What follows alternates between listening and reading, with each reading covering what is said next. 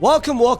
We are back again with another one. And hey, L Transfer Show is back, baby. There has been a lot of transfers that's happened over the past week and a lot of rumors that's been circulating.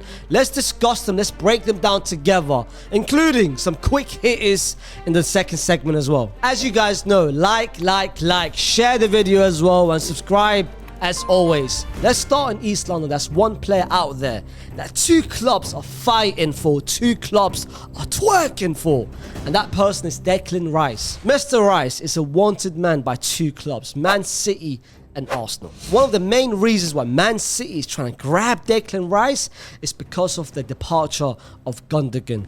AOK, the captain, the treble captain Gundogan had just left Man City to go to Barcelona. And there's been a lot of rumors that Bernardo Silva is about to go. There's been a lot of rumors that Mahrez is about to go. So the Man City depth that we know that worked wonders this season is no longer there. And Declan Rice is going to provide a lot of quality, a lot of ability in that midfield. As you guys know, with Pep, it's going to be a free at the back, the inverted role. But the question mark is now, who is going to be playing next to Rodri? Is it going to be Stones the same way it worked perfectly this season? Or is it going to be Declan Rice next to Rodri? And of course, from there, who's the fullback? The Stone's going to be in there. Diaz is going to be in there. And who's going to be the last person? Is it going to be Walker? Is it going to be Akanji? Is it going to be Ake? A lot of question mark is there. Despite all of that, Declan Rice is going to provide a lot of quality in that midfield. And I can see him not doing the exact same role as, of course, Gundogan did, because two complete different players. But what Declan Rice is going to do is going to be more advanced, which is what he wants. Like throughout his tenure at West Ham, he started as a traditional number 6, but over the past couple of seasons, we've seen more box-to-box play in him. We've seen more progression in him. We've seen more transition play into the final third, providing late runs, providing the goals, providing the assists.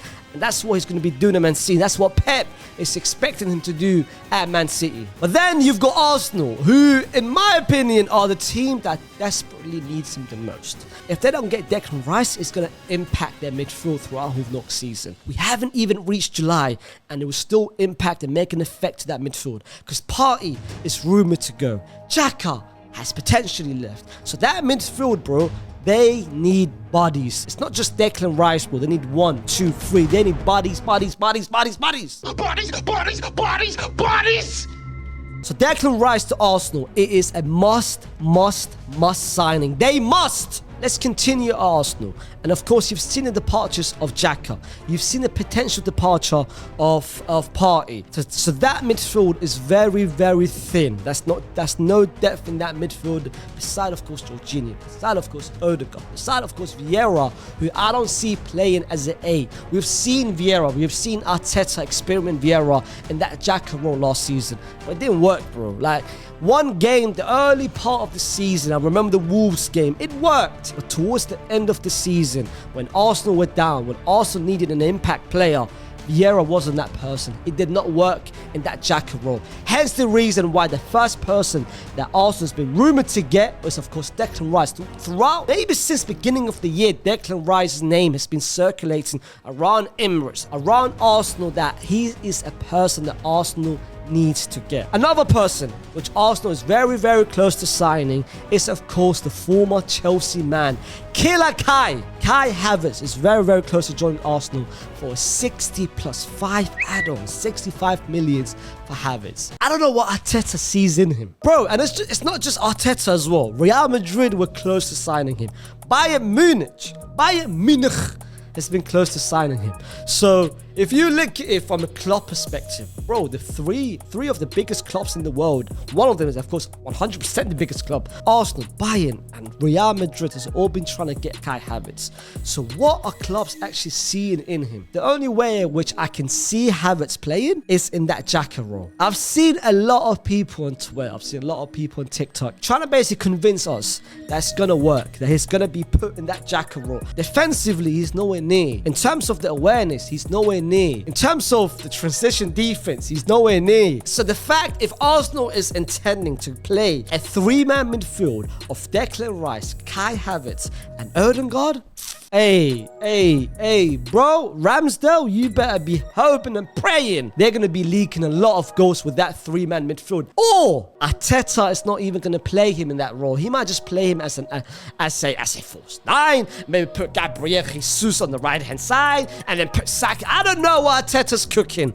But if Arteta is planning to play Havertz in that Jacker role, then Declan Rice is a must signing. Arsenal's, of course, been rumoured for more than these two players. It's been Lavia from Southampton, which there's been rumoured. And it's been Caicedo from Brighton, which they've also been rumoured to get. But one of these two, like I said, Declan Rice and Havertz is not enough for that midfield. Arsenal must get a third person. They must get one more person. But speaking of Caicedo, there's been rumours of him going to Arsenal. But the one team that's been very advanced on getting him is Chelsea. As you guys know, Kante is going to Saudi Arabia. Kovacic is going to Man City. Mason Mount is very close to leaving Chelsea. And in terms of the other midfielders, they've got Gallagher, who's also been rumoured to go.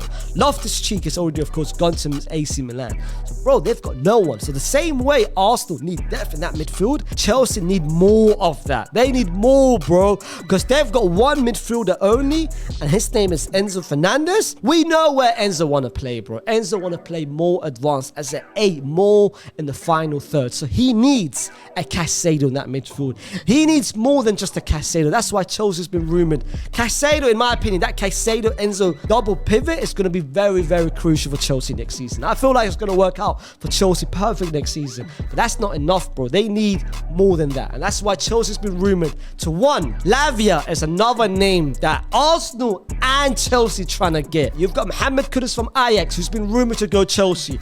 And now Brighton, he's just come into the equation and trying to get Mohamed Kudus. You've got Gabriel Veiga from Celta Vigo, who's also Chelsea's trying to look for. And then the most recent rumour has been circulating for Chelsea to get is Florian Wirtz from Leverkusen. And I kind of get it. Chelsea don't have the depth in the midfield, and they don't have someone that can play a 6 and 8 and maybe invert into the wing role. That's what the report just came out, that Chelsea's looking for another body in that midfield beside Caicedo, who's got the ability to play on the wing. Enough with Chelsea, enough with Arsenal. Let's take it to España. Barcelona, who has just got, Gundogan or Man City. Potentially next season, they can play a 3-man midfield of Pedri, Gundo, and Frankie. I can see the balance in that 3-man midfield. I can see them interchange between each other.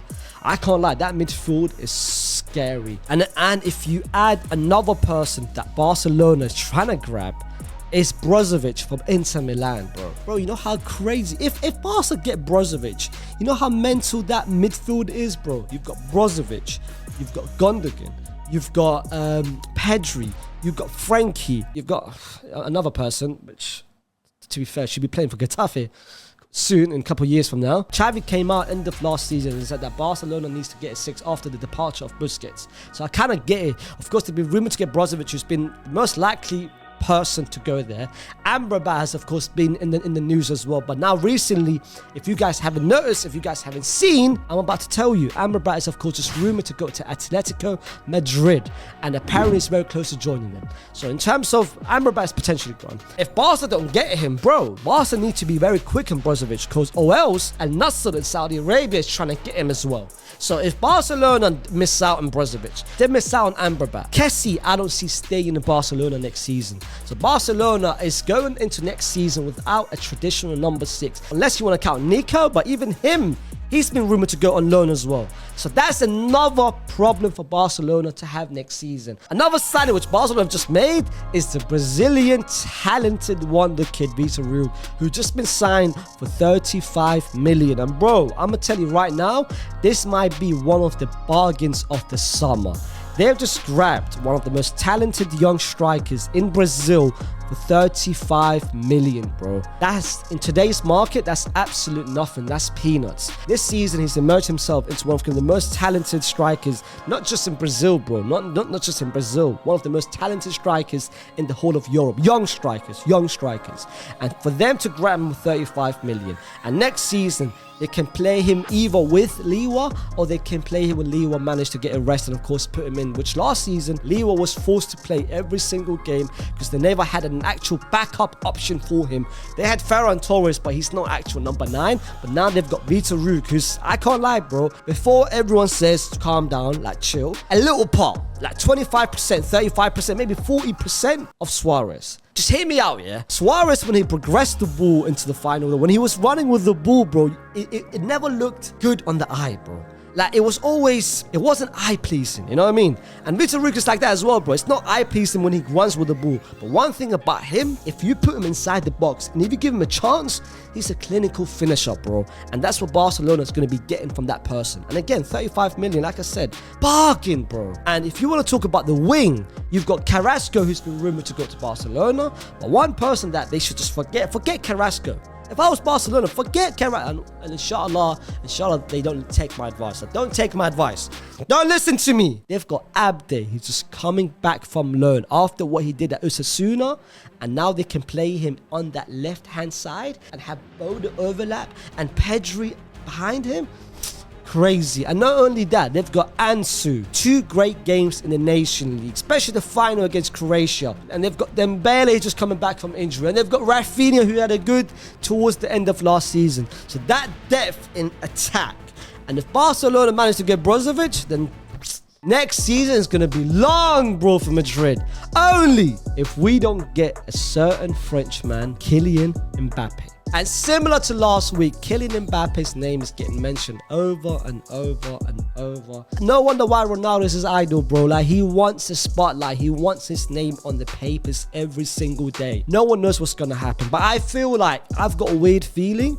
I've got a weird feeling that Mbappe is joining Madrid this summer. That Mbappe has got 2 options. One, he has to extend heading into next season. He can't play next season unless he's extended his contract. Or 2, we have to sell him. Paris, I feel like, is trying to go into a direction of, you know what, let's forget all about the star power. Let's just concentrate on building the right team for us next season. And that's why they've given Mbappe those 2 options. Either stay and extend or leave. I can't lie. If Mbappe joins Madrid, it's going to be scary. Vini, Mbappe, Rodrigo. I get it. They are all left wingers, technically speaking. All 3 of them are left wingers. But I can still see it work out. But yeah, let's do the Euro step and let's take it to Germany. Let's talk about Bayern Munich. Bayern have just taken another Dortmund player. Are you guys surprised? It's Rafael Guerreiro, who's just joined Bayern from Dortmund on a free transfer. That's 2 ways of looking at it. Is it going to be a cover for Alphonso Davies, or is it going to be a replacement for Alphonso Davies? No one knows, but Bayern, Guerreiro is not just enough. Bayern's been rumored to get more than just Guerreiro. They've been rumored recently to get Kim Min-jae, which they've just hijacked the Man United deal, and now very advanced to getting him. And I feel like that is a must sign, because if Tuchel goes next season with a partnership of De Ligt and Upamecano, crazy, bro. Long day, bro. That's why towards the end of last season, when Tuchel took over, Bayern was leaking goals game by game, bro. Another person that Bayern's trying to get is Pau Torres from Villarreal, who I think is a very good player, bro. Very good player. And I can see him suiting that Bayern role and that left-hand side. But listen, Bayern need not just defense. They need a real number 9, bro. A real number 9. Now, let's be real, yeah. That Choupo-Moting story, it was cute. Like, it lasted a couple of months. That Sadio Mane experience as a striker, that wasn't it as well, man. And what they did as well, they're trying to force like Musiala to play false 9, Gnabry to play false 9. We saw a bit of Sane in that false 9, Koeman in that false 9. Bro, that's not it, bro. That's why next season, it is a must. Tuchel, Bayern, it's a must that you guys get a number 9. Who's the targets? Harry Kane has been circulating throughout whole Germany. Like, Bayern are desperate to get Harry Kane. They've even reached a stage where they've contacted Harry Kane's family just to get Harry Kane. And I get it. Harry Kane, bro, I can't lie, with Cook in Germany. He is about to score 20, 30, 40, 50, 60 goals, bro, in Germany, bro. Bro, with that assistance of Germany and the fact that every German team play a high defense, Harry Kane is going to score 40 goals a season, bro. Another name has, of course, been Koulibaly. But I don't know, man. I don't see him playing as a traditional number 9. Like, Koulibaly is very good next to a number 9. Or the last option, they might just give faith to Tell, that young French talented striker. Last season, we saw glimpses of that throughout a couple of league games, in the Champions League as well when he came on. But next season, if they can't get Harry Kane, if they can't get Victor, or if they can't get any other striker, Choupo-Moting, forget this little story about Choupo-Moting. Tell has to start next season and become the guaranteed starter for Bayern Munich. Because if he gets the consistency, if he gets them solid minutes, I can see him progressing into a very, very good striker. Okay, enough details. Let's go to the quick hitters, baby. Let's make it a special quick hitters Saudi Arabia edition. And yo, Saudi is getting player. They have just confirmed the signing of Ruben Neves. Saudi Arabia needed that.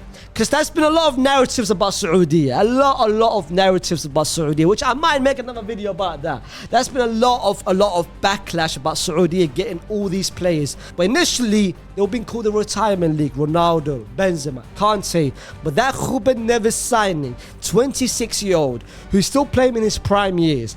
Barca could have grabbed him. United could have grabbed him. Other teams was rumored to get him. Al Hilal was the most attractive destination for Ruben Neves, which I feel like more players is going to start seeing that. Especially not the 30, 36, 37-year-olds, but in the early 20s, in the mid-20s, in the late 20s, still the prime years going to look at that Ruben Neves signing and say, you know what?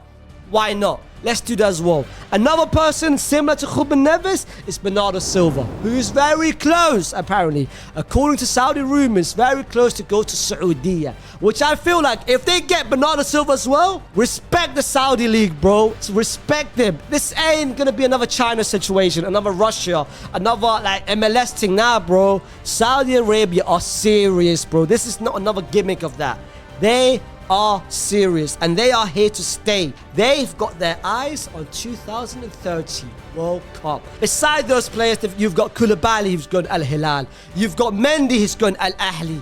You've got Hakim Ziyech, who's going Al Nassr. Brother, Chelsea is offloading every single person to Saudi. And the most recent person who could go to Saudi is Cho, who's also been rumored to go to Saudi. Beside those teams, you've got William Carvalho, who's been rumored to go to Saudi. You've got Sadio Mane, who's been rumored to go to Saudi. You've got Saul Niguez Saul from Atleti, who's been going to Saudi. Yo, Saudi are serious, man. Respect them. You've got Lobotka, who's just had an exceptional season. He's been also rumored to go to Saudi. And the most importantly, last but not least, Mohamed Salah, who Al Hilal are trying their hardest to make him, to get him, for him to become the most highest expensive player in the history of the game. You know what? Let's stop with the Saudi rumors.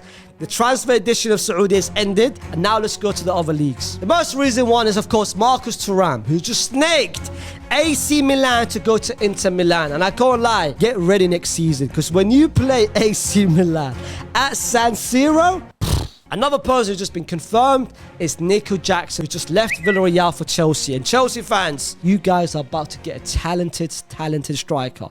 You guys better play him as a consistent starter. Make Nico Jackson your striker. Because I'm telling you right now, it will be worth the money. 35. Is it what? 30, 35? I'm telling you right now, a couple years from now, that's going to be peanuts, bro. He is him. Let's take it to the other side of London. You've got Arsenal, who's been very close to signing Timber from Ajax, which I kind of get. I get the signing, because next season, you might play that inverted role with Timber on the right-hand side, and put Ben White as a centre-back if Saliba gets injured, or you can play him as a left-back. Bro, Arsenal next season can play the exact same way City played this season. Moving on, you've got Kaiser. He's just been put on the transfer market. Juve is apparently trying to offload him, and that's been a lot of teams that's been trying to get him. Newcastle is one of the teams. Bayern Munich is one of the teams. Arsenal is one of the teams. I feel like any team can benefit from a Kaiser, but I feel like the one team which, in my opinion, should grab him the moment Mbappe leaves is Paris Saint-Germain. Because next season, Paris Saint-Germain needs another superstar. And I feel like one person who can maybe emerge into that person is Chiesa. Another Italian who's just made his move away from Serie A is Tonali. He's just left AC Milan to go to Newcastle for a record-breaking 80 million pound. Was it euros? Was it dollars? Was it dinar? Was it, I don't know, fam. But it's 80 million. I get what Newcastle are trying to do. They're trying to basically like showcase to everyone like, yo, we are here. But I feel like they could have gotten a different type of profile to what a Tonali is. Because next season, let's be real, they're going to be playing a double pivot role or maybe a three-man midfield of Tonali, of Bruno, or either Joe Linton or Willock or Longstaff or whatever it is. None of them are traditional number 6. None of them are traditional number 6. So one of them or both of them are going to be sacrificed to play deeper next season. Bruno doesn't want that. Tonali, we saw this season, but that's only because Benacer got injured. I don't know. I feel like they could have grabbed a different profile, but I get it. Another person who just left Serie A to go to the Premier League is Justin Kluivert. Just left Roma on a permanent deal to go to Bournemouth for 11 to 12 million, which I can't lie, it is a good signing for Bournemouth because next season they can play a duo of both Tara on the right-hand side and Justin Kluivert on the left-hand side, and Solanke offline with Billing in the midfield, and of course get maybe another 6, another 8. Bournemouth with the new manager as well. Don't forget, they've just grabbed one of the most emergent tactical managers in La Liga, the former Rayo Vallecano man, Iraola, and they've just sat Garrett in, which in my opinion is a very good decision for Bournemouth, and expect Bournemouth next season to be cooking, bro. Let's take it to Portugal. Obrigado, baby. And let's talk about the return of potentially Angel Di Maria to Benfica. And Angel Di Maria have just rejected a move to Inter Miami, and feels like he's still got 1 more year in him, potentially 2 more years in him at the highest level and play in Europe, and maybe have that nice fairy tale story with Benfica. Onana is set to leave Inter Milan, and that's 2 likely destinations, Man United and Chelsea, who's been trying to get him. But what Inter is very smart in doing, the moment Onana leaves, their next target is Jan Sommer from Bayern Munich. Neuer has just come back from injury, so Jan Sommer is gonna be riding the bench next season. So that could be a very, very smart signing for Inter Milan next season. Staying in Italy, you've got Juventus, who's trying to get Weah from Ligue A, from Lille. Brother, what is Juve thinking, bro? How are they selling Chiesa? Like, they're selling the best players and what are getting, like, Weah is decent, but bro, like, what are Juve, bro? What's Juve doing, Ak? Hakimi is another man on the transfer rumors who's been rumored recently, just recently, to go to Man City if Kyle Walker leaves Man City. Another team is looking to get Hakimi is, of course, his former team, his childhood team, Real Madrid. I don't see it happening, to be fair. Like, I don't see Carlo Ancelotti going after him. Even though Hakimi's agent just came out and said if Madrid comes after him, Hakimi is willing to listen. And I get it. Like, Hakimi wants to come back, but that's if Carlo and Perez wants that to happen as well. But one person who is rumored to go to Paris Saint-Germain is Lucas Hernandez, who is rumored to leave Bayern Munich, especially if they get Kim Min-jae, especially if they get Pau Torres. And you know what? Lucas Hernandez, bro, just go back home. And that's what I mean about Paris Saint-Germain. They are making these smart signings. It's not that big profile like the Sergio Ramoses, the Messis, and Lucas Hernandez could be that very smart signing just to play him either as a left back or either play him as a left centre back and have, of course, Marquinhos and Kimpembe as well. Smart signing if they manage to get it happen. But let's end it with a Real Madrid player who is rumored to go to England. Liverpool is trying to get him, and his name, Fede Valverde. Liverpool, don't try it, bro. Like, Liverpool, don't try it. I know you guys are upset. I know you guys are fuming that we got too many from you guys. I know you guys are upset that we got Jude Bellingham. I know you guys are upset that would be your last season in the Champions League. I know you guys are upset about 2018. I know Suarez said when he looks at Fede, he sees Gerrard in him. And I said it myself beginning of last season. Give it 5-6 years time and Fede will be... Don't worry, you'll see as well. But this has been the end. If I've missed any other rumors, if I've missed any transfers that you guys feel like it is worth mentioning, put it down in the comments. If I've said a rumor, if I've said a transfer that you guys want to discuss more about, put it down in the comments as well. But guys, thank you for watching and I'll see you next time. Peace!